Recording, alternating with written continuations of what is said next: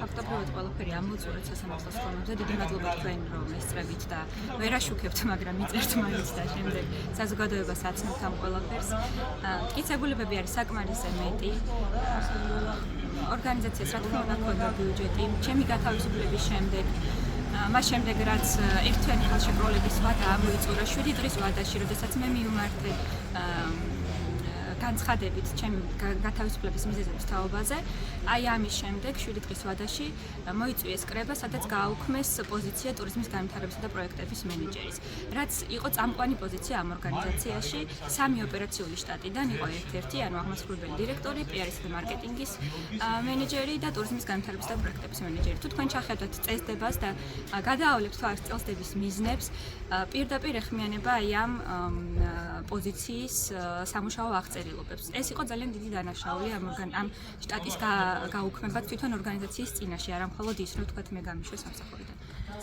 ამიტომ ეს კიდევ ერთი მიზეზი იყო, რომ ხელდაყრდნობით ვერ დავჯდებოდი, მე არ ვიცი ახლა რა გადაწყვეტილებაც მიიღებს სასამართლო, მე ყოველთვის მაქვს იმედი, რომ სამართალი გაიმარჯვებს, მგონია რომ როცა იქნება, დღეს იქნება, ხვალ იქნება, ჩვენ ამას აუცილებლად მივაღწევთ. უბრალოდ სასამართლოზე ვთქვი მის ხომაზე და ეხლაც ვიტყვი, რომ არ იმსახურებს ჩვენი ქვეყანა, რომ მუშა კადრები აი არ ვიცი რა მიზეზი დავარქვა ამას პოსტებზე თუნდაც პოსტებზე აი ამ ელემენტარული პოსტებზე რეაქციის გამოხატვის გამო სამსახურიდან მუშაობდნენ უბრალოდ ჩვენ ქვეყანას ამისი ფუფუნება არ გააჩნია და ასევე ჩვენი საზოგადოება არ იმსახურებს რომ არ შეეძლოს არათუ მხარდაჭერის და თანადგომის გამოხატვა უბრალოდ თანაგრძნობის გამოხატვაც კი არ შეუძლიათ და მე ეს ყველაზე მეტად მტკენს გულს იმიტომ რომ ეს არ არის მათი ბრალი ჩვენ ძალიან რთული წარსული გამოვიარეთ და ძალიან დიდი გაჭირვება აქვს ჩვენ ხალხს ნანახი და როგორღაც ვისაც შეგვიძლია რომ ამ ადამიანებს მხარში დაუდგეთ და თუნდაც მათი მომავლისთვის ვიბრძოლოთ, ვისაც როგორ შეგვიძლია მცირედ პატარ-პატარა ნაბიჯებით ეს შანსი ჩვენ ყველამ უნდა გავაიღოთ. ჩვენ კიდევ ერთხელ გავაჟღერებთ ყველა ის ფაქტობრივი გარემოება, რომელზეც სარჩელი ჰქონდა აგებული და ასევე ყველა იმ მტკიცებულებას გავუსვით კიდევ ერთხელ ხაზი, რომელიც წარმოდგენილი ჰქონდა საქმეში. რაც შეეხება მოპასუხე მხარეს, მათ ჰქონდათ მხოლოდ ერთი სათქმელი, რომ აღნიშნული საქმე იყო ხანდაზმული და უთითებდნენ გარკვეულ ვადებზე, რომელიც ცალსახად არის არასწორი, ვინაიდან აღნიშნულ საკითხთან დაკავშირებით ჩვენ წარმოდგენილი ჰქონდა შესაბამისი მტკიცებულება თუ ვის საფუძველზე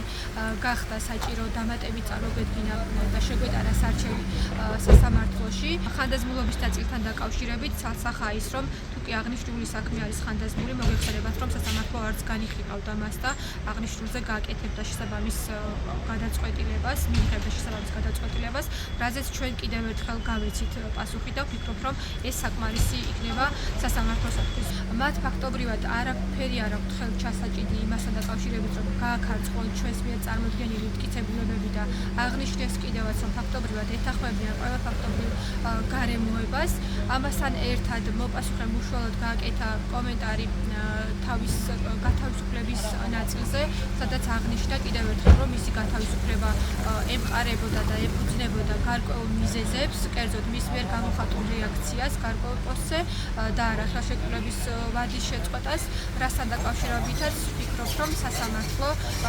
შეაჯერებს ყველა იმ პოზიციას, რომელიც ჩვენი მხრიდან იქნა წარმოდგენილი და იმეც ვიტოვებთ, რომ მივა